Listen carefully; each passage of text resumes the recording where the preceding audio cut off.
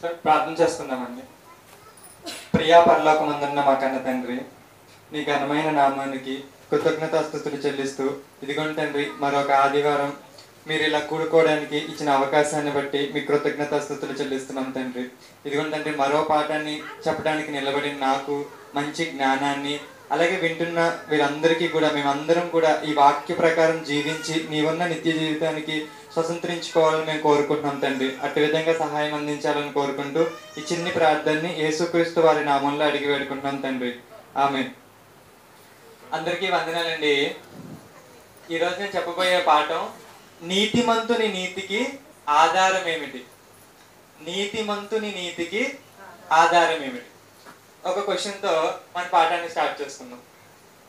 ఇప్పుడు మీరందరూ కూడా యేసుక్రీస్తుని నమ్ముకున్నారు కదా, మీకున్న ఒక కోరిక చెప్పండి. యేసుక్రీస్తులో నాకు ఇది కావాలి అని అనుకుంటున్నారు, శాశ్వతంగా ఇది ఎప్పటికైనా నాకు ఈ కోరిక తీరాలి అని అనుకుంటున్నారు.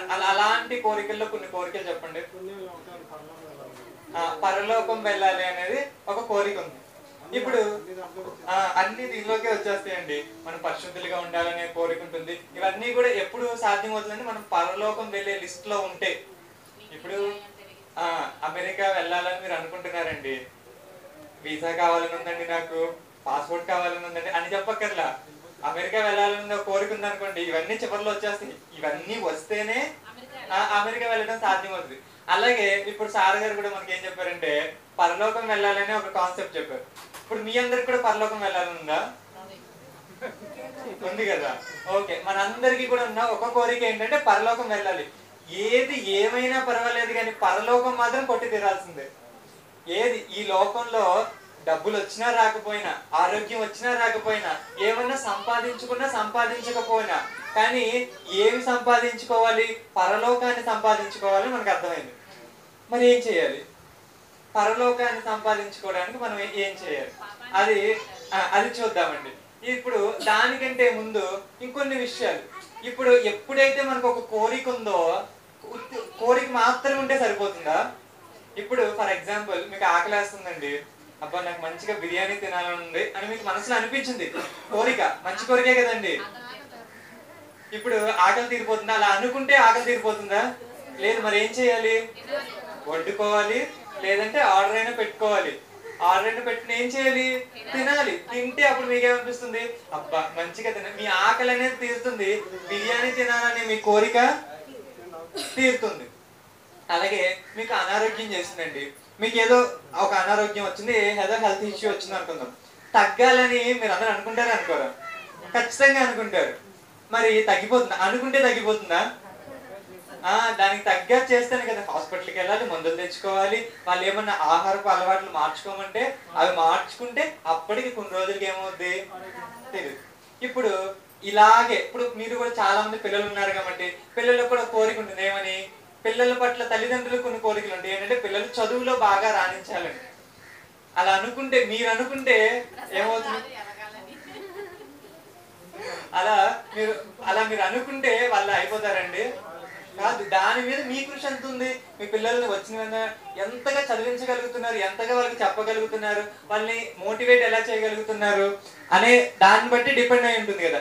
అంటే మీరు చేసే కొన్ని విషయాల పట్ల మీ కోరిక నెరవేరుతుందా లేదా అన్నది మీకు ఒక అంచనాకి ఎప్పుడు రాగలుగుతారు? అది ఎప్పుడు మీకు సఫలం అవుతుంది, సక్సెస్ ఎప్పుడు అవుతుందంటే మీరు ఎప్పుడైతే దాని మీద పని చేస్తే అవుతుంది.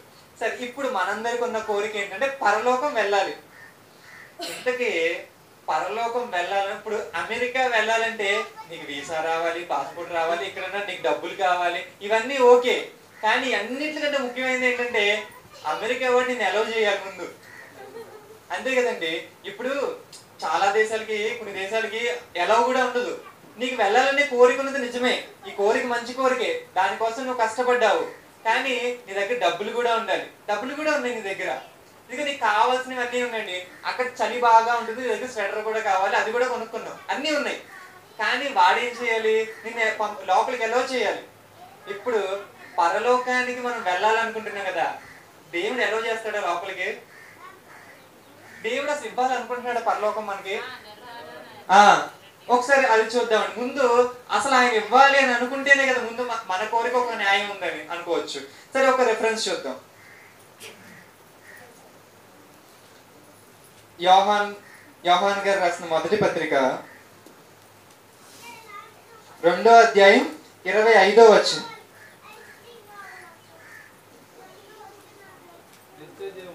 నిత్య జీవము అనుగ్రహించునన్నది ఆయన తానే మనకు చేసిన వాగ్దానము. దేవుడు ఒక ప్రామిస్ చేశాడు. వాగ్దానం అంటే ప్రామిసే కదా, ఒక అగ్రిమెంట్, లేకపోతే ఒక వాగ్దానం అంటే నేను ఇది నీకు ఇస్తాను అని చెప్పడమే కదా. అలాంటి చెప్పిన ఒక ప్రామిస్ ఏంటంటే నేను ఇదే ఇస్తానని చెప్తున్నాడు. నేను ఒకటి మీకు అంటూ ఒకటి ప్రామిస్ చేశానంటే ఆ ప్రామిస్ ఏంటంట? నిత్య జీవం. నిత్య జీవం అంటే పరలోకమే కదండి. అంటే దేవుడు పరలోకాన్ని మీకు ఇవ్వాలని అనుకుంటున్నాడు.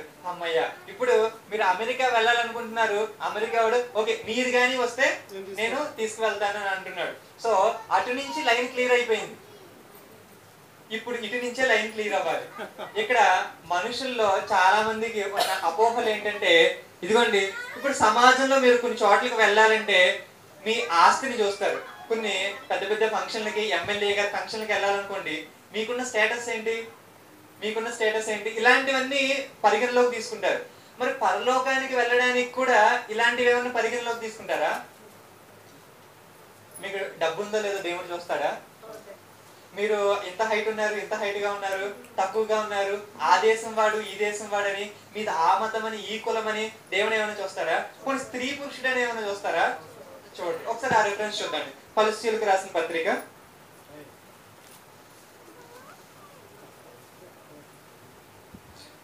కొలస్సీయులకు రాసిన పత్రిక 3వ అధ్యాయం 11వ వచనం.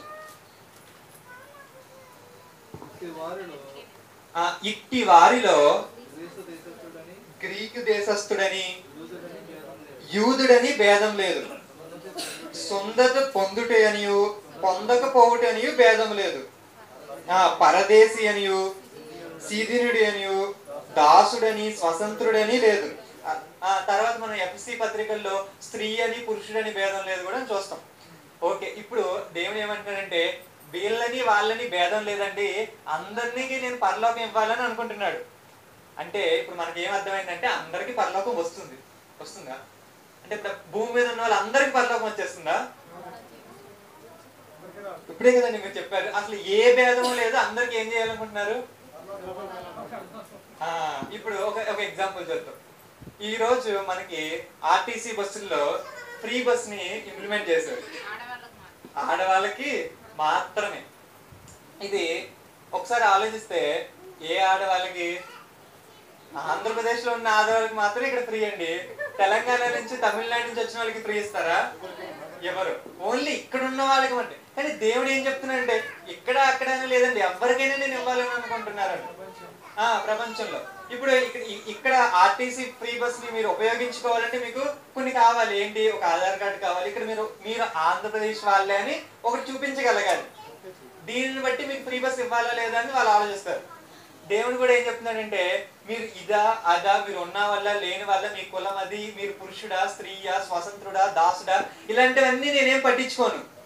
దేవుడు ఏం చెప్తున్నాడు? మీ ఎవరికైనా నేను ఇవ్వాలనుకుంటున్నాను. మరి అందరికీ ఇచ్చేస్తారంటే మీరే అన్నారు కదండి, ఇప్పుడు ధనవంతుడు లేడు, దాసుడు లేడు, స్వతంత్రం లేడు, ఎవరికైనా ఇచ్చేయాలనుకుంటున్నారు. ఆ కులం లేదు, ఈ మతం లేదు, ఎవరికైనా దేవుడు ఇవ్వాలనుకుంటున్నాడు కదా. మరి అందరికి ఇచ్చేస్తాడా దేవుడు? అందరికి దేవుడు ఇవ్వడానికి సిద్ధంగానే ఉన్నాడు. దేవుడు నిత్య జీవాన్ని అందరికి ఇవ్వాలనుకున్నాడు, ఇవ్వడానికి కూడా సిద్ధంగా ఉన్నాడు. కానీ అదొక్కటే సరిపోతుందా? ఏదైనా కావాలా?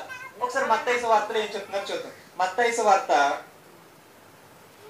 25వ అధ్యాయం 46వ వచనం.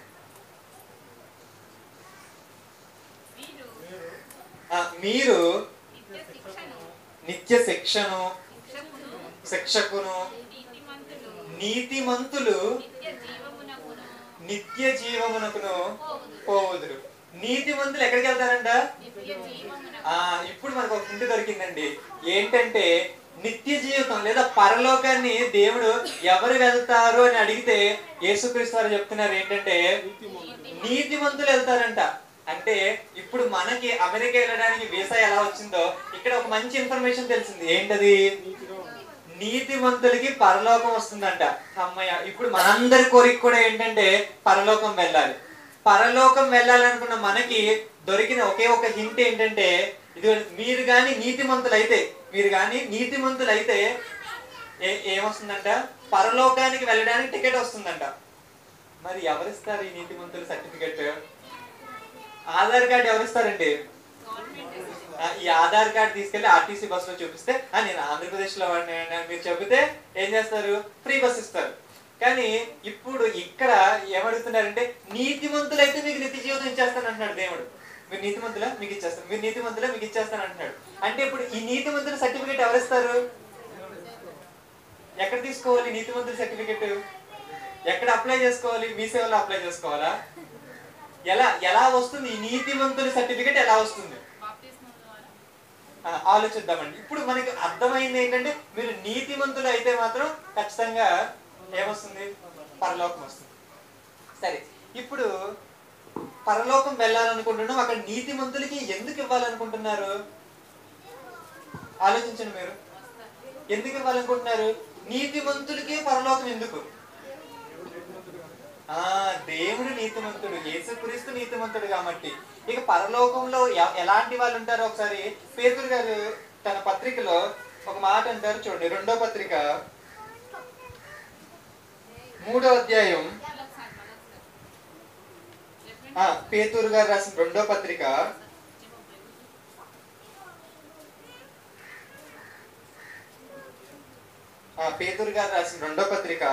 3వ అధ్యాయం 13వ వచనం.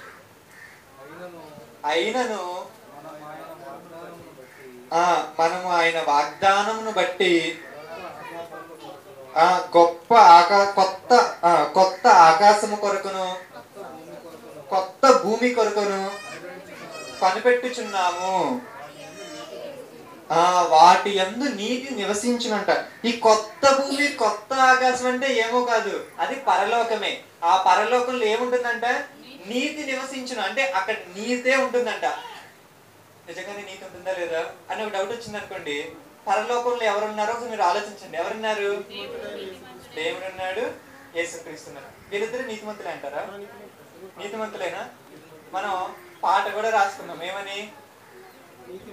నీతిమంతుడైన యేసుక్రీస్తే, నమ్మదగిన వాడు యేసుక్రీస్తే, ఏ దుర్నీతి ఆయన యందు లేదు. అసలు ఎక్కడి నుంచి వచ్చినాయి అంటారు? పాటలో కల్పించి పెట్టేశారంటారా? ఒకసారి బైబిల్ నుంచి రెఫరెన్స్ చూద్దాం. యోహాను సువార్త, యోహాను పత్రిక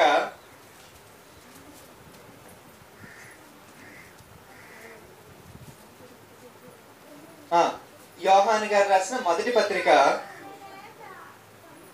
9వ వచనం, మొదటి అధ్యాయం 9వ వచనం. మన పాపములను మనము ఒప్పుకొని ఎడల ఆయన నమ్మదగిన వాడును నీతిమంతుడును. చాలండి. ఇక్కడ యేసుక్రీస్తుని ఎలా పోల్చుతున్నారు? నీతిమంతుడు, నమ్మదగిన వాడు. పల్లవిలో ఉన్నది ఇదేనండి, ఇంకేమన్నా ఉందా? అంటే మన బైబిల్లో నుంచి రెఫరెన్స్ ఏం చేసాం? ఇక్కడ మనం అర్థం చేసుకోవాల్సింది ఏంటంటే బయట వాళ్ళ పాటలకి మన పాటలకి ఉన్న డిఫరెన్స్ ఏంటంటే మన పాటలు 100% రెఫరెన్స్లో నుంచే వస్తాయి. మీరు ఈ పాటల్ని కంఠస్థం చేశారనుకోండి, రెఫరెన్స్లు కూడా చాలా ఈజీగా కంఠస్థం అవడానికి ఉపయోగపడతాయి. సరే, ఇప్పుడు యేసుక్రీస్తు నమ్మదగిన వాడు, నీతిమంతుడు అని చూసాం. దేవుడు కూడా నీతిమంతుడా? అది కూడా చూద్దాం ఒకసారి. సరే అండి, ఇక్కడ ఒక రెఫరెన్స్ చూసి కీర్తనల గ్రంథం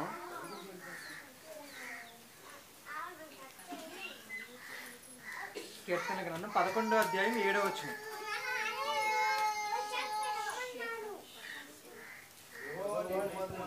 యెహోవా నీతిమంతుడు. చాలండి. ఇక్కడ మనం 2 పాటలు రాస్తున్నాం. ఏంటని? దేవుడు నీతిమంతుడని, యేసుక్రీస్తు నీతిమంతుడు. వాళ్ళు ఎలా నీతిమంతులు అయ్యారు? వారు ఏ పాపము చేయలేదు.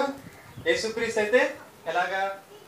మనలాగానే, మనలాంటి శరీరం కలిగి ఉన్నప్పటికీ ఏం చేయలేదు?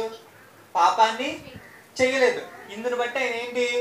నీతిమంతుడిగా తీర్చబడ్డాడు. ఇకపోతే దేవుడు ఆయన పరలోకంలో ఉన్నాడు, ఎప్పుడు కూడా ఏ పాపము కూడా ఆయన చేయలేదు. అంటే ఈ నీతి స్వభావం ఏదైతే ఉందో వారిలో ఉంది. వారు పరలోకంలో నివసిస్తున్నారంటే వాళ్ళు ఎలాంటి వాళ్ళు? నీతిమంతులు. బైబిల్ కూడా ఏం చెప్తుందంటే యేసుక్రీస్తు నీతిమంతుడు, నమ్మదగిన వాడు. అలాగే మనం ఒకసారి మన పాటను కూడా ఒకసారి చూడగలిగితే, ఇదిగోండి నీతిమంతుల గురించి మనం ఆ ఆల్బమ్ లో ఈ యేసుక్రీస్తు నీతిమంతుడని మనం రాస్తున్నాం. ఒకసారి దాని చరణం ఒకసారి చూడగలిగితే, సమస్త విషయములో మన వలనే శోధింపబడిన, అంటే మనకిలాగనే మనకి ఎలాంటి పాపం చేసే స్వభావం, మనకి ఎలాంటి చేయడానికి అవకాశాలు అయితే ఎలా ఉన్నాయో యేసుక్రీస్తుకు కూడా అలాంటి అవకాశాలే ఉన్నాయి. కానీ ఏ పాపము చేయకుండా ఉన్నవాడే యేసుక్రీస్తు. మన బలహీనతల యందు మనతో సమానం. అంటే దాని అర్థం ఏంటి? అంటే మనలాంటి శరీరమే. ఇప్పుడు మనకి ఏవైతే అవకాశం ఉందో తప్పు చేయడానికి, ఆయనకి కూడా సేమ్ అలాంటి ఆపర్చునిటీయే ఉంది. కానీ ఆయన ఏం చూస్ చేసుకున్నాడు? పాపం చెయ్యకూడదని చూస్ చేసుకున్నాడు. అలా ఉండడం వల్ల ఆయనకి ఏమొచ్చిందో మనం రెండో దాంట్లో చూస్తాం. దేవుని నీతిని నెరవేర్చి ఆయన ఏం చేశాడంట?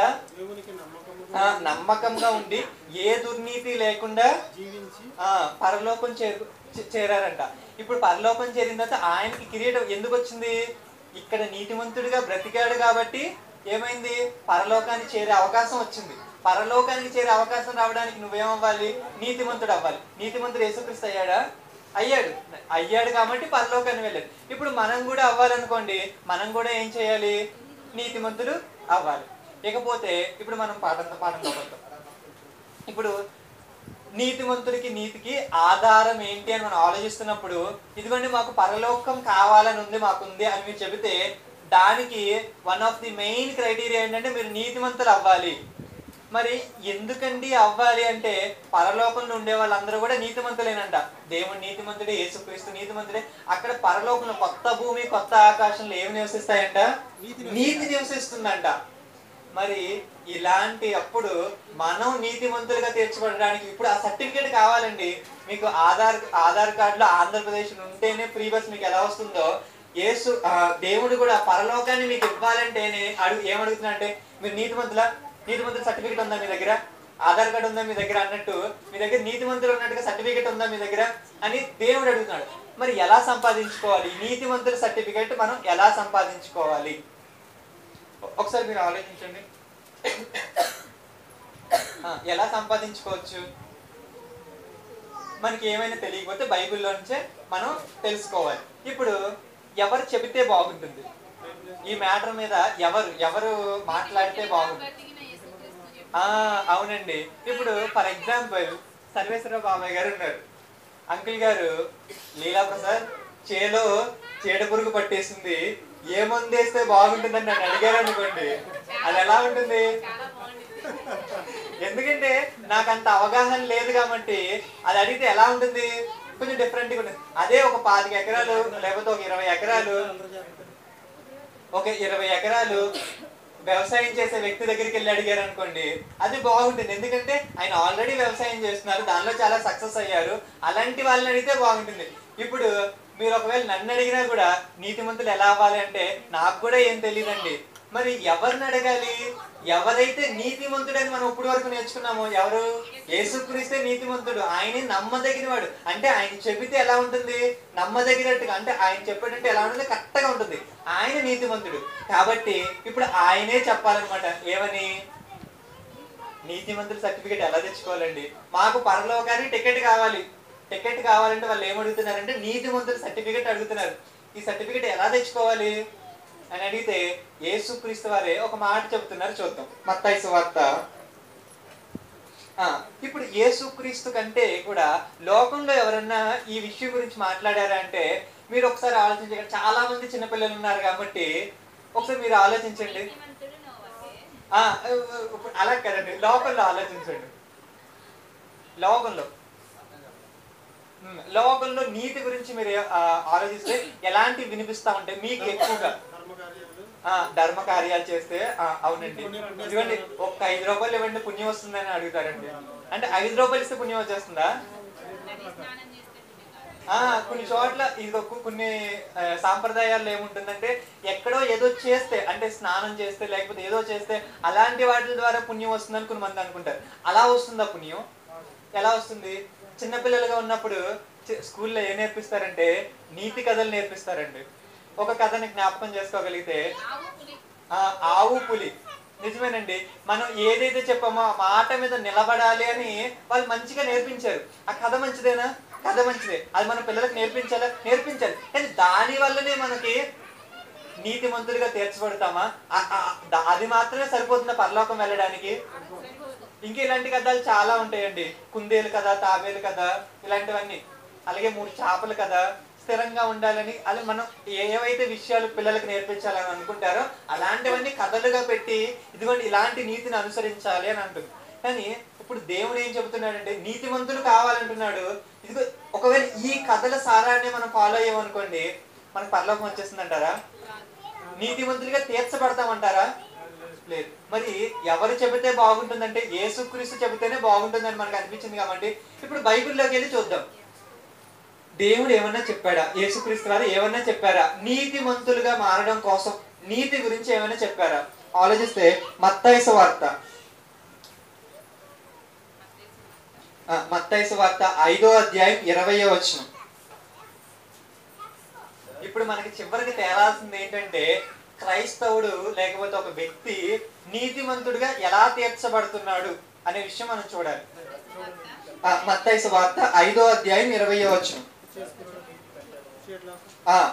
శాస్త్రుల నీతి కంటేను పరిసయ్యుల నీతి కంటేను మీ నీతి అధికము కాని ఎడల మీరు పరలోక రాజ్యములో ప్రవేశింపనేరని మీతో నిశ్చయముగా చెప్పుచున్నాను.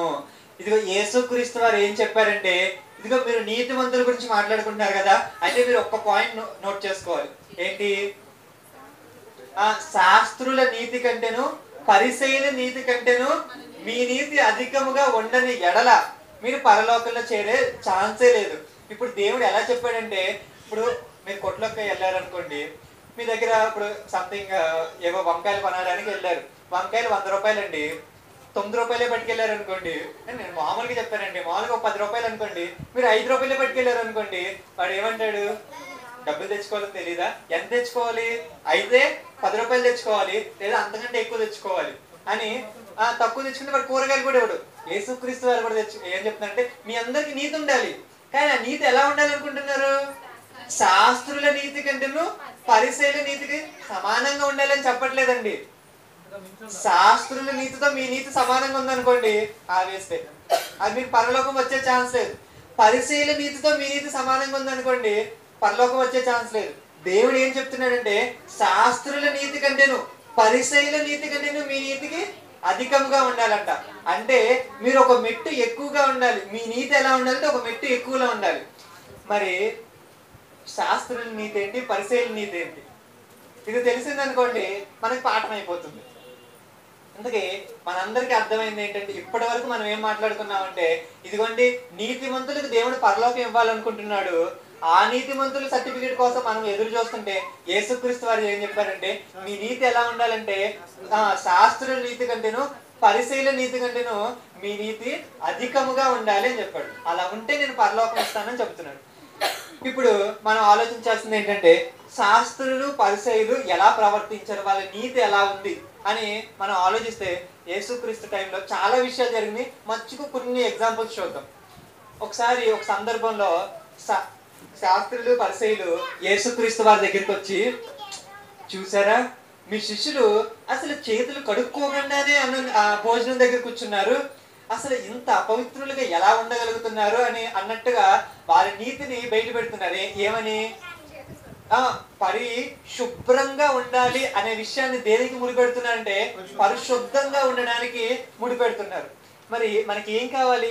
పరిశుద్ధంగా ఉండడం కావాలి. కానీ శాస్త్రుల నీతి ఎక్కడ ఆగిపోయిందంటే పరిశుభ్రంగా చేతులు కడుక్కుంటే పరిశుభ్రత వస్తుంది చూసారా, అక్కడే ఆగిపోయింది. అంటే మన నీతి ఎక్కడ ఉండాలంటే దానిని మించి మనసుని పరిశుభ్రంగా ఉంచుకోవాలి. మనసుని పరిశుభ్రంగా ఉంచుకుంటే మనం పరిశుద్ధంగా ఉన్నట్టు. ఒకసారి ఎగ్జాంపుల్ చూద్దామండి. మార్కు సువార్త 7వ అధ్యాయం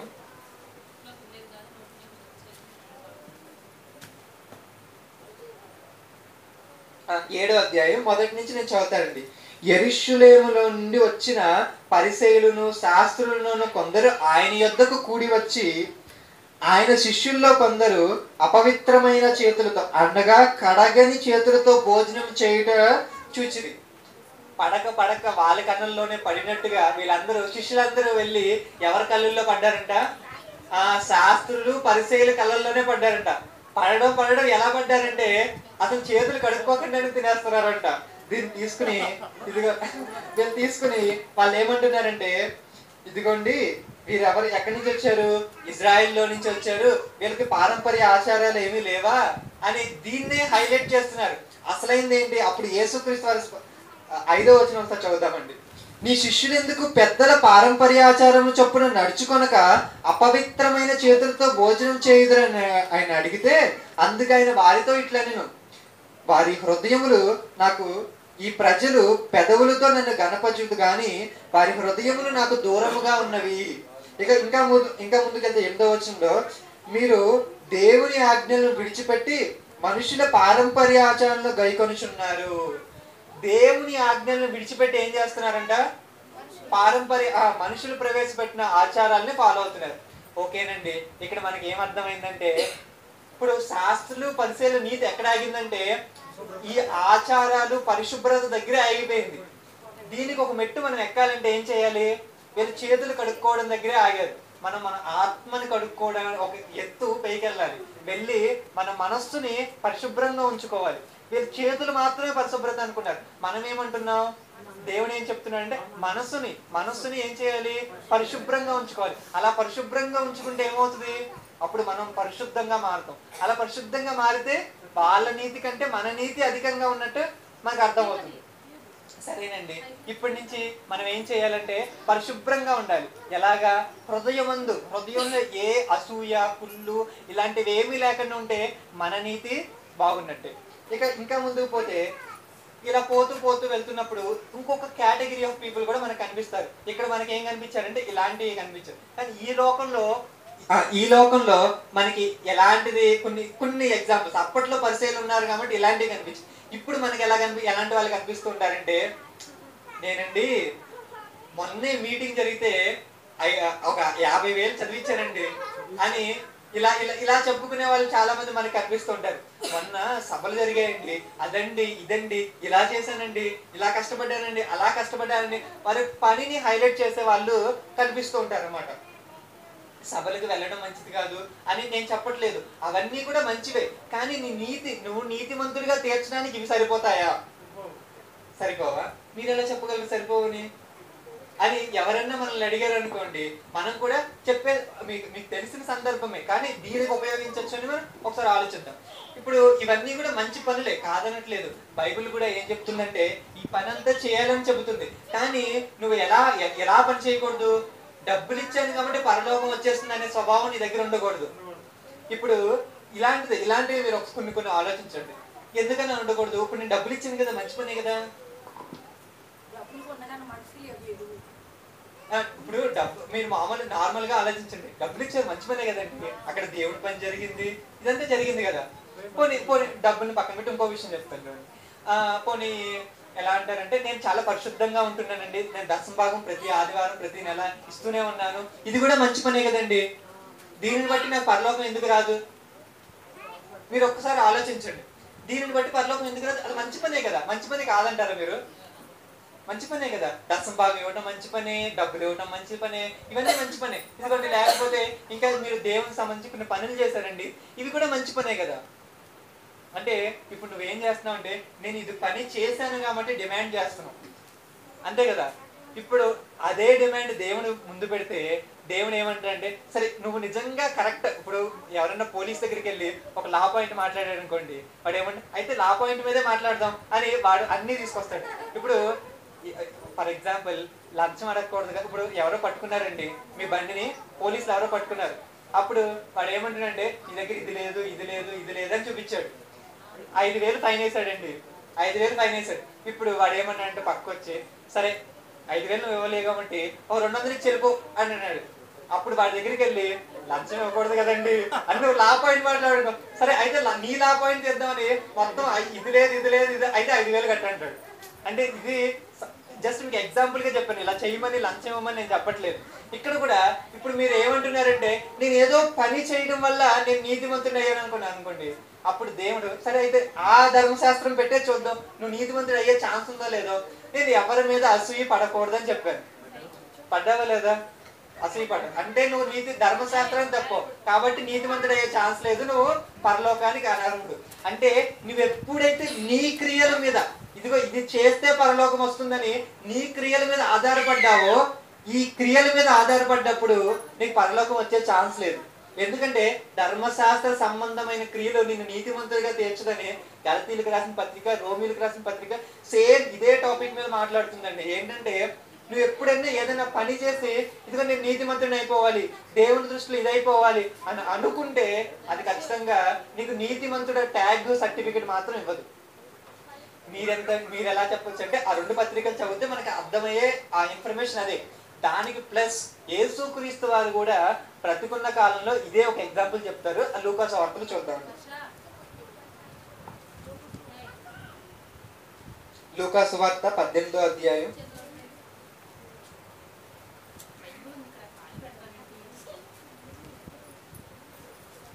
దానికంటే ముందు ఒకసారి రోమీలకు రాసిన పత్రిక చూద్దామండి. రోమీలకు రాసిన పత్రిక 4వ అధ్యాయం.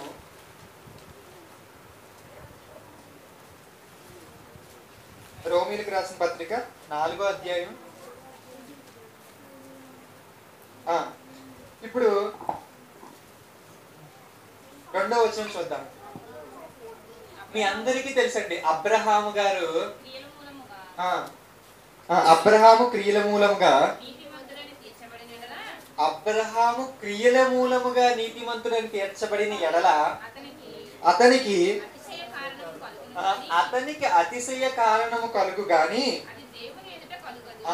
ఇక్కడ పౌలు గారి మాట ఎందుకు రాయవలసి వచ్చిందంటే అబ్రహాము గారి గురించి దేవుని మాట్లాడుతూ ఇదిగో ఇతను దేవునిని నమ్మెను, అది అతనికి నీతిగా ఎంచబడెను.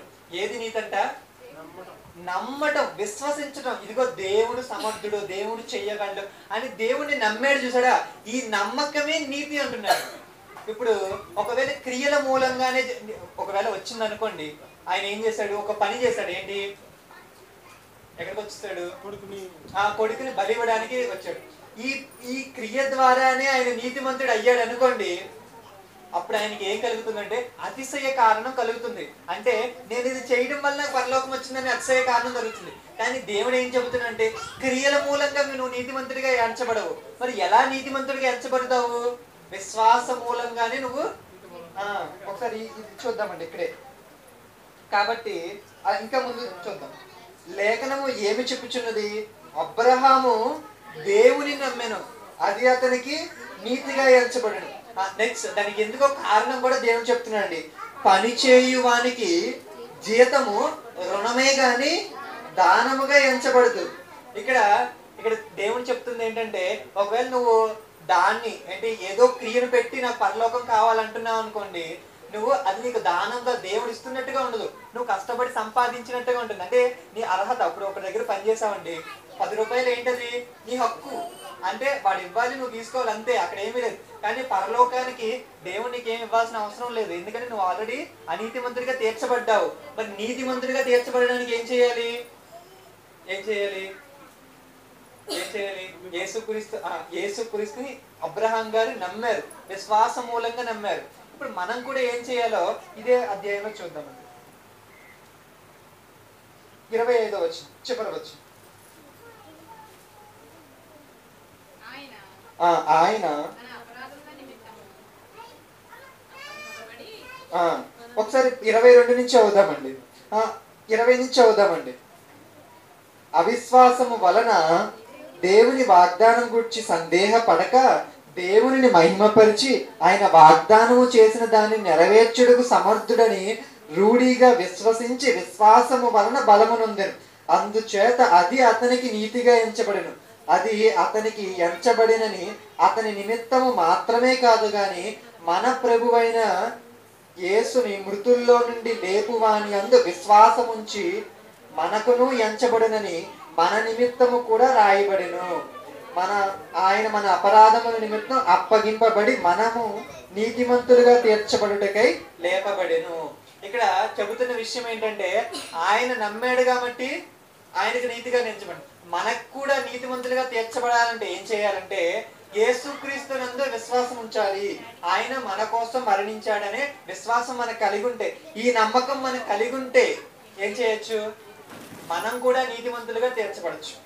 సరేనండి, ఇప్పుడు నేను నమ్మాను, ఇక్కడ ఉన్న వాళ్ళు మీరందరూ కూడా నమ్మారు, బ్రైట్ కూడా చాలా మంది నమ్మారు. కానీ ఈ నమ్మకంలో 2 రకాలుగా నమ్ముతున్న వాళ్ళు ఉన్నారు. ఇదేంటండి, నమ్మకం విశ్వాసం ఒకటే అయితే 2 రకాలుగా నమ్మటం ఏంటి అంటే, కొంతమంది యేసుక్రీస్తుని ఎలా నమ్ముతున్నారంటే శరీర అవసరాల కోసం నమ్ముతున్నారు. కానీ నమ్మవలసింది ఏంటి, ఆత్మ కోసం. ఇదిగోండి పరలోకానికి తీసుకువెళ్తాడు, ఇదిగో నా పాపాలను తీయగలడు అని నమ్మాలి. ఇలా నమ్మితే ఇదిగోండి నీకు శరీర అవసరాలు కూడా ఏమవుతాయి, తీర్చబడతాయి. ఒకవేళ నీకు అనారోగ్యం ఉందనుకోండి, ఒకవేళ దేవుడు నిజంగా తీసేయాలనుకుంటాడు అనుకోండి, ఖచ్చితంగా తీసేస్తాడు. ఇంకా నీకు ఏదైతే అవసరాలు ఉన్నాయో ఇది దేవుడు ఒకవేళ నీ పట్ల చేయాలనుకుంటే ఖచ్చితంగా చేస్తాడు. కానీ అంతకు మించి నీకు పరలోకం కూడా దేవుడు ఇస్తాడు. ఇకపోతే ఈ విశ్వసిస్తున్న వాళ్ళు ఒక స్వభావం ఉంది. ఏంటని ఇందాక మనం మాట్లాడుకుంటున్నాం చూసారా, ఏమని, నేను ఏదో చేశాను కాబట్టి నాకు పరలోకం రావాలి అని అనుకుంటే అది జరిగిందో లేదో చూసి ముగించుకుందాం. ఇప్పుడు లూకా సువార్త 18వ అధ్యాయం 7వ వచనం నుంచి చూద్దాం.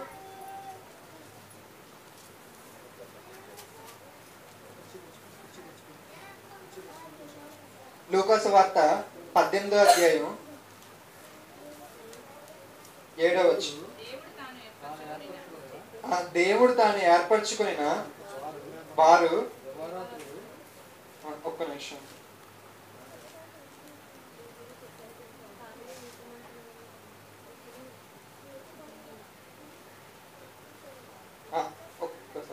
లూకా సువార్త 18వ అధ్యాయం 9వ వచనం చూడండి. తామే నీతిమంతులమని తమ్మును నమ్ముకుని ఇతరులను తృణీకరించు కొందరితో ఆయన ఈ ఉపమానము చెప్పాను. ప్రార్థన చేయుటకై 2 మనుషులు దేవాలయమునకు వెళ్ళిరి. వారిలో ఒకడు పరిసయుడు, ఒకడు సుంకరి. పరిసయుడు నిలవబడి, దేవా, నేను చోరులను, అన్యాయస్తులను, వ్యభిచారులనై ఇతర మనుషుల వలెనైనను ఈ సుంకరి వలెనైనను నందునకు నీకు కృతజ్ఞతాస్తుతులు చెల్లించున్నాను. వారమునకు 2 మారులు ఉపవాసము చేయించు నా సంపాదన అంతటిలో 10వ వంతు చెల్లించుచున్నాను. తనలో తాను ప్రార్థన చేయుచుండెను. అయితే సుంకరి దూరముగా నిలిచుండి ఆకాశం వైపు కనులెత్తుటకైనను ధైర్యము చాలక రొమ్ము కొట్టుకొనుచు, దేవా, పాపినైన నన్ను కరుణింపమని పలికాను. చాలండి. ఇప్పుడు చదువుతాం, అది కూడా చదువుతాం. ఇప్పుడు ఇక్కడ 2 క్యారెక్టర్స్ కనిపిస్తున్నాయి. ఏంటి ఆ క్యారెక్టర్స్? పరిసయుడు, సుంకరి. పరిసయుడు అని మనం ఇక్కడ చదివినట్టు గుర్తుంది. ఈ పరిసయుడు మళ్ళీ ఇక్కడికి వచ్చాడు. పరిసయుడికి ఇక్కడ ఒక నీతి ఉందండి. అదేంటంటే అతడు దేవునికి ప్రార్థన చేస్తున్నాడంట. ఇక్కడ ఉన్న వాళ్ళు మీరు చెప్పండి, ప్రార్థన చేయడం ఎంత మంచి హ్యాబిట్? ప్రార్థన చేయడం అంటే చాలా మంచి హ్యాబిట్. పరిసయుడు చేస్తున్నాడా? చేస్తున్నాడు, మంచి హ్యాబిటే. కానీ ఎలా చేస్తున్నాడు?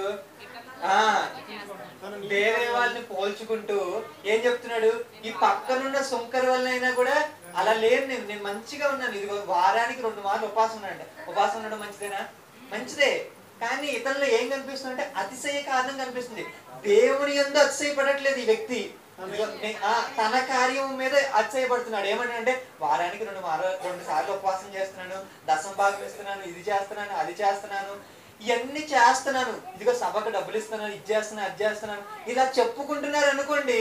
మీరు దేని మీద ఆధారపడట్లేదంటే యేసుక్రీస్తు మీద అతిశయపడట్లేదు, లేకపోతే దేవుని మీరు ఆధారం చేసుకుని బ్రతకట్లేదు. కానీ అసలు మనం ఆధారం చేసుకోవాల్సింది, అతిశయపడవలసింది ఎవరి మీద? దేవుని బట్టి అతిశయించాలి, దేవుణ్ణి మనం ఆశ్రయించాలి. ఇక్కడ సుంకరి చేస్తుంది ఏంటంటే ఫస్ట్ మాట ఏం చెప్పాడండి, నేను డాక్టర్ని, నేను కలెక్టర్ని, నేను సాఫ్ట్వేర్ ఇంజనీర్ని, నేను ఎంప్లాయీని, నేను ఇంత ధనవంతుని అని చెప్పాడండి. ఏం చెప్పాడు? నేను పాపిని అని చెప్పాడు. పాపిని అని తను ఒప్పుకున్నాడు అంటే తనను తాను ఏం చేస్తున్నాడు, దేవుని దగ్గర తగ్గించుకుని తను తాను ఏం చేస్తున్నాడు, దేవుని యందు నీతిమంతుగా తీర్చుకోవడానికి ఒక అవకాశం ఇస్తున్నాడు. ఇదిగో దేవా నేను పాపిని, తనను తాను హైలైట్ చేసుకోవడం లేదు. ఇదిగో నేను పాపిని అని తగ్గించుకున్నాడు. తగ్గించుకుని ఏం చేస్తున్నాడు తర్వాత చదవండి. తగ్గించుకుని ఆకాశం వైపు కనులెత్తుడికైన ధైర్యము చాలక రొమ్ము కొట్టుకొనుచు దేవా పాపినైన నన్ను కరుణించు. అంటే ఇప్పుడు దేవుని సహాయాన్ని అర్థిస్తున్నాడు. అసలు ప్రార్థన చేయవలసిన పద్ధతిలో ఇతను ప్రార్థన చేస్తున్నాడు. ఏంటంటే తనను తాను తగ్గించుకుంటూ దేవుని సహాయాన్ని అర్థిస్తున్నాడు. దేవా కరుణించు, దేవా ఇదిగో నేను తప్పు చేశాను క్షమించండి. ఇదిగోంటే పశ్చాత్తాపం కనిపిస్తుందా శంకర ప్రార్థనలో? కానీ పరిసేడు ప్రార్థనలో అది కనిపిస్తుందా అండి? అంటే మనం ఏమి అడిగినా మనలో ఏముండాలి? ఇదిగో పాపివి, నువ్వు కరెక్టే అడుగుతున్నావు, ఇదిగో నేను పాపివి, కానీ నీలో పశ్చాత్తాపం కనిపిస్తుందా లేదా అనేది దేవుడు చూస్తాడు. మరి ఇలా ప్రార్థన చేయడం వలన శంకరికి కలిగిన లాభం ఏంటి, పరిసేడికి జరిగిన నష్టం ఏమిటో నెక్స్ట్ వచనంలో చూద్దామండి. 14వ వచనం. అతని కంటే ఇతడు నీతిమంతుడిగా తీర్చబడి తన ఇంటికి వెళ్ళనని మీతో చెప్పుచున్నాను. ఇదిగోండి నీతిమంతుడు. ఎవరు ఎక్కువ నీతిమంతుడు అంటే శంకర్ ఎక్కువ నీతిమంతుడు అంట. మీరు ఒక విషయం ఆలోచించండి. శంకరి తన జీవితంలో ఒక్క మంచి పని అయినా చేసున్నాడా? చేసుంటాడు. వాళ్ళ అమ్మకి అన్నం పెట్టినాడా? పెట్టే ఉంటాడు. కానీ దానికంటే ముందుగా ఏం చెప్తున్నాడు? ఇదిగోండి మీ కటాక్షం కావాలి, ఇదిగో నేను పాపిని, అంటే తన చేసిన క్రియల మీద ఆధారపడలేదు కానీ ఇదిగో నీ కరుణ కావాలి, కరుణించుము దేవా అని దేవుణ్ణి ఆశ్రయిస్తున్నట్టుగా మనకు అర్థమవుతుంది. సో ఇక్కడ రెండో వ్యక్తి ఆధారపడింది ఇదిగో దేవా నువ్వే కావాలి, నీవే, నీ కరుణే కావాలని దేవుని మీద ఆధారపడినట్టుగా మనకు అర్థమవుతుంది. మొదటి వ్యక్తి మాత్రం పరిసేయుడు మాత్రం ఏం చేసినట్టుగా మనకు అర్థమవుతుందంటే తన క్రియల మీద, తన చేసుకున్న వాటి మీదగా. ఇప్పుడు మన ఫస్ట్ క్వశ్చన్ ఏంటంటే నీతిమంతుని నీతికి ఆధారం ఏమిటి అది చూద్దామండి. కీర్తన గ్రంథం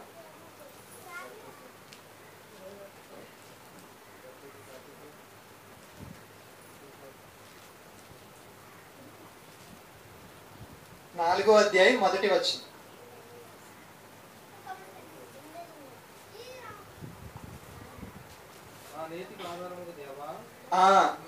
ఒకసారి మళ్ళీ చదవండి. నా నీతికి. ఇది ఎవరు రాశారండి? దావీదు గారు రాశారు. దావీదు గారు నీతిమంతుడేనా? నీతిమంతుడు చెబుతున్న మాట ఏంటంటే నా నీతికి, లేదా నీతిమంతుడైన దావీదు నీతికి ఆధారముకు దేవా. దేవుడే ఎవరంట? ఆధారం అంట. మనం కూడా ఇప్పటి వరకు ఏం చేసాం? ఇందాక శంకరి ఎగ్జాంపుల్లో అతను ఎవరిని ఆశ్రయించాడు? దేవుణ్ణే ఆశ్రయించాడు. అంటే తన ఆధారం అంతా ఎక్కడ ఉంది? దేవుని మీద ఆధారం ఉంది. కాబట్టి ఎక్కువ నీతిమంతుడిగా తీర్చబడ్డాడు. ఇక్కడ దావీదు గారు కూడా ఏం చెప్తున్నారంటే నా నీతికి ఆధారమగు దేవా. అంటే దాని అర్థం ఏంటి? మన నీతి ఎవరి మీద ఆధారం అయి ఉండాలంటే యేసుక్రీస్తు మీద ఆధారం అయి ఉండాలి, కానీ మన కార్యముల మీద ఉండకూడదు. ఇప్పుడు మీకు వచ్చే ఒక్క డౌట్ ఏంటంటే మరి మంచి పనులు చేయడం ఏమైనా తప్ప అండి అంటే అవి ఎలా చేయాలి? విశ్వాస సహితమైన విశ్వాసం కూడా ఎలా ఉండాలని బైబిల్ చెప్పిందంటే క్రియలు లేకపోతే వ్యర్థమే అని ఉంది. అంటే నువ్వు దేవుణ్ణి ఆశ్రయించి ముందు పశ్చాత్తాప పడి అప్పుడు ఏం చేయాలి? నీ క్రియల్లో తగ్గించుకునే స్వభావం ఉండాలి, కానీ అతిశయంతో చేస్తే నువ్వు ఎంత పెద్ద మీటింగ్ పెట్టినా, ఎంత పెద్ద పని చేసినా అది ఉపయోగం ఉండదని బైబిల్ చెప్తుంది. పరిసేయుడు చేసింది కూడా చాలా మంచి పనే. ఈ రోజు చాలా మంది చేస్తున్నవి కూడా మంచి పనులే, కానీ వాళ్ళు ఎలా ఫీల్ అవుతున్నారంటే అదే నీతిమంతుడిగా తీర్చగలదు, లేదా అదే ఏదో గొప్ప విషయం. కానీ దేవుని దగ్గరికి వచ్చి ఇదిగోండి పశ్చాత్తాపడే ఒక మనస్సు చాలా మంది భక్తులకి ఈ రోజు లేనట్టుగా మనకు అర్థమవుతుంది. ఎందుకంటే ఇదిగో ఏదో పని చేశాను, ఇదిగోండి ఇంత మంచి సభ పెట్టాను, నీతిమంతులుగా ఇక ఈ సభే నన్ను ఏం చేస్తుంది? పరలోకానికి తీసుకెళ్ళిపోతుంది. కానీ దేవుని దగ్గరికి, దేవునితో ఒక సంబంధం కలిగి ఉండాలి, ప్రతిదినం దేవునితో మాట్లాడాలి, నన్ను నేను తగ్గించుకోవాలి, దేవుని మీద నా అత్సయం ఉండాలి అనే ఇలాంటి ఒక థింకింగ్ ఎవరికి లేదంటే నీకున్న చాలా మందికి లేదండి. సరే, ఇప్పుడు ఒకసారి మన పాఠాన్ని జ్ఞాపకం చేసుకుందాం. ఇంతకీ మన పాఠం పేరేంటంటే నీతిమంతుని నీతికి ఆధారం ఏమిటి? ఇంకా ఇంకొక చివరిలో చెప్తానంటే ముందు ఒకసారి బ్రీఫ్ గా మనం చూడగలిగితే ఇంతకీ మనకి కావాల్సిన సర్టిఫికెట్ ఏంటంటే దానికోసం నీతిమంతుడు అనే ఒక సర్టిఫికెట్ వచ్చిందంటే పరలోకానికి ఎంట్రన్స్ వస్తుంది మనకి. ఈ నీతిమంతుడు కోసం మనం చాలా చోట్ల వెతుకాం. అబ్రహాము గారిని నీతిమంతుడు అన్నారు. ఎలా అన్నారంటే ఆయన క్రియల మూలంగా కాదు, విశ్వాసం మూలంగానే ఆయన నీతిమంతుడిగా తీర్చబడ్డాడు. విశ్వాసం మూలంగానే నోవాహు గారు ఓడ కట్టినట్టుగా హెబ్రీ పత్రికలో రాయబడింది. అలాగే హేబేలు గారు కూడా విశ్వాసం మూలంగానే బలి అర్పించినట్టుగా మనం చూసాం. వీళ్ళందరూ విశ్వాసం అంటే దేవుని నమ్మటం వలన నీతిమంతులుగా తీర్చబడినట్టుగా మనం చూసాం. ఇకపోతే ఇదిగోండి మీరు ఇలా చెబుతున్నారు, మరి ఎంత నీతి ఉండాలి అంటే పరిశీలన నీతి కంటేను శాస్త్రుల నీతి కంటేను మన నీతి అధికంగా, వాళ్ళతో సమానంగా కూడా బైబిల్ చెప్పలేదు కానీ వారికంటే అధికంగా ఉండాలని చెప్పింది. మరి ఈ పరిసయ్యులు ఎలాంటి నీతిని కనపరిచారని మన బైబిల్లో వెతికితే మనకు కనిపించింది ఏంటంటే వాళ్ళ చేతి శుభ్రతని, ఆచారాలని ఇదిగోండి అవే దైవోపదేశాలుగా లేకపోతే అదే పరిశుద్ధతగా వాళ్ళు ఫీల్ అయినట్టుగా మనకు అర్థమైంది. దేవుడు మాత్రం ఏం చెబుతున్నాడంటే మనసు పరిశుభ్రంగా ఉండాలి, అప్పుడు మనం పరిశుద్ధతగా ఉండగలుగుతాం అని దేవుడు చెప్పినట్టుగా మనం చూసాం. ఇదిగో వాళ్ళ పెదవులతో నన్ను గనపరుచుచున్నారు కానీ వారి హృదయం నాకు దూరంగా ఉందని దేవుడు చెప్తున్నాడు. ఇకపోతే ఇదిగోండి ఇలాంటి దేవుని యొక్క విశ్వాసమే ఉంది కానీ కొంతమంది అతిశయ కారణం ఆధారం మాత్రం దేవుడిగా లేడు అని మనం ఇంకొక టాపిక్ కూడా చూసాం. అది పరిసయ్యుడికి సుంకరికి మధ్య డిఫరెన్స్ మనం చూసాం. వీరిద్దరి మధ్యలో మనం గమనించింది ఏంటంటే సుంకరి మాత్రం దేవుని ఆధారం చేసుకుని దేవునికి ప్రార్థించినట్టుగా మనం చూస్తే పరిసయ్యుడు మాత్రం ఎలా ప్రార్థించినట్టుగా మనం చూసాం, తన క్రియలను ఆధారం చేసుకున్నట్టుగా మనం చూసాం. ఇంతకీ ఇవన్నీ మనకి ఇవ్వాల్సింది ఎవరండి? యేసుక్రీస్తు నీతిమంతుడేనా? ఆయన ఎంత నీతిమంతుడు, ఏ నీతిమంతుడు ఒకసారి ఒక పాట ద్వారా చూద్దామండి. ప్రార్థన చేసుకున్న తర్వాత ఇక్కడ ఇంకొక విషయం ఏంటంటే మన సమయాభావం వల్ల ఒక పాట ఏం చెప్తున్నాం, మీరు తర్వాత కూడా మిగతా పాటలు కూడా ఒకసారి చూడాలని నా మనవి. ఎందుకంటే ఇంకొక పాటలో మనం ఎవరిని ప్రస్తావిస్తామంటే దేవుడిని నీతిమంతుడిగా ప్రస్తావిస్తాం. ఇంకొకటి నిత్యము నిలిచినది నీతి అనే పాటలో ఇప్పుడు నేను చెప్పింది చివరి చరణంలో క్రీస్తు ద్వారానే మీరు నీతిమంతులు అవుతారు అనే ఒక చిన్న లైన్ ఉంటుందండి. ఈ పాఠానికి అంతా ఆధారం అక్కడే ఉంటుంది. ప్రతి లైన్ ని కూడా మనం డీప్ గా అండర్స్టాండ్ చేసుకుంటే క్రీస్తు ద్వారానే నీతిమంతుడు ఎందుకు అవుతారో మీకు ఆలోచిస్తే ఈ పాఠం స్ట్రైక్ అవ్వాలి. సరే అండి, ఆ పాటలన్నీ ఒకసారి చూడండి. మంచిగా ఒక పాట ఇప్పుడు చూద్దాం, ప్రార్థన చేసుకుందాం.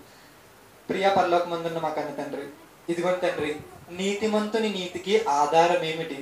ఇదిగోండి తండ్రి యేసుక్రీస్తు నీతిమంతుడు, మీరు నీతిమంతుడు. ఇదిగోండి తండ్రి మీరున్న పరలోకం నీతి నివసిస్తుందని మేము చూసాం తండ్రి. ఇప్పుడు మేము కూడా పరలోకం రావాలని మాకు బలమైన కోరిక ఉంది.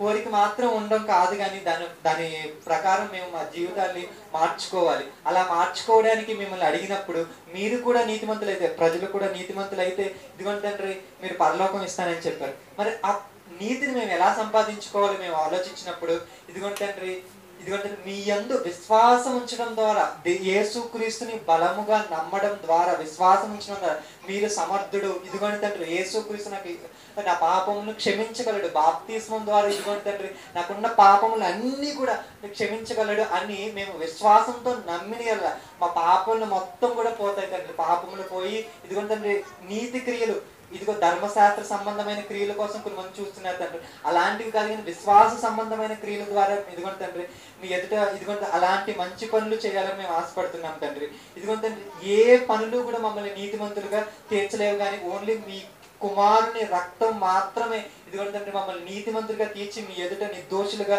నిష్కలంకులుగా నిలబెట్టడానికి సమర్థత కలిగి ఉందని మేము నమ్ముతున్నాం తండ్రి. ఈ చిన్ని ప్రార్థన యేసుక్రీస్తు వారి నామంలో అడిగి వేడుకుంటున్నాం తండ్రి, ఆమేన్.